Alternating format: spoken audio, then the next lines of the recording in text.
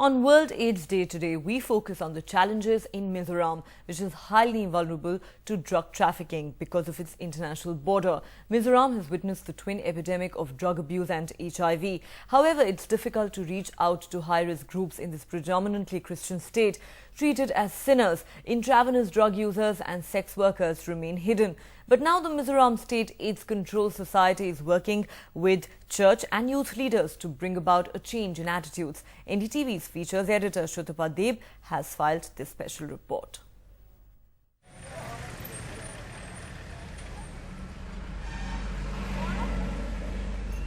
It's 6 p.m. Mimi and her friend, who are sex workers, are at a taxi stand in Aizawl. The taxis will take them to hotels, to rooms on the city's outskirts. They are part of Aizawl's dark underbelly. Hidden groups like sex workers and injecting drug users are high-risk groups for HIV infection. Government programs are focusing on reaching out to them with HIV prevention campaigns. But this is difficult, for there is fear of being identified as either a sex worker or injecting drug user in the state. Identification could lead to humiliation in public, to the hair being shaved off by members of youth groups. Along with the church, these groups exercise an unusual degree of social and moral control. They rounded up 10 of us and took us to the YMA hall. There they shaved off our hair. I had very long hair, but they cut it off. To intervene directly with these highly stigmatized groups, drop-in centers like this one were started. It's a safe space for those rejected by society. It is this non-judgmental approach that allows health workers to reach out to sex workers and injecting drug users and help prevent HIV infection. The center provides free condoms and conducts regular checkups for sexually transmitted infections. Equally important is the opportunity created to share and learn from each other's experiences. There's also the realization that drug addiction has to be tackled as a disease and not as a crime. Drug users who are treated as criminals go into hiding and are unable to access help or treatment. The National AIDS Control Organization, along with UN agencies and the Australian government, has worked towards sensitizing the church and youth leaders.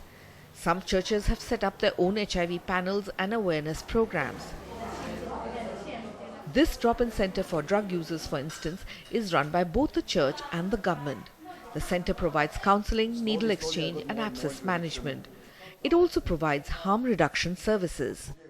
And what we do here basically is we come here to get this medicine, oral substitution therapy.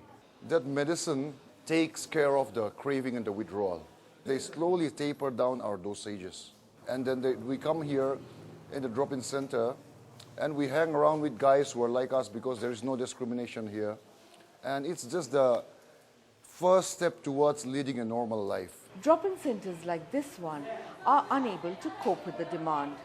Intravenous drug users need intensive counseling. But because of shortage of funds, they are unable to appoint an adequate number of counselors.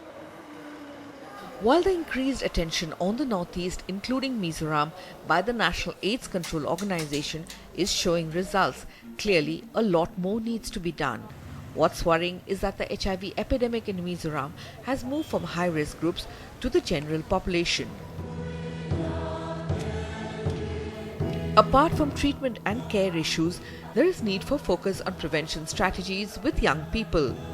To extend programs to rural areas, to go beyond HIV to a livelihood program, a program that is so vital for the complete rehabilitation of sex workers, injecting drug users and people living with HIV. In Aizawl, with camera person Manoj Thakur, this is Shruta Deb for NDTV. India's #1 news app. Just got even better. Download NDTV's new app. Fully optimized for retina display. Full screen view. Faster response time. And Sudoku. NDTV's new iPad app. Download now.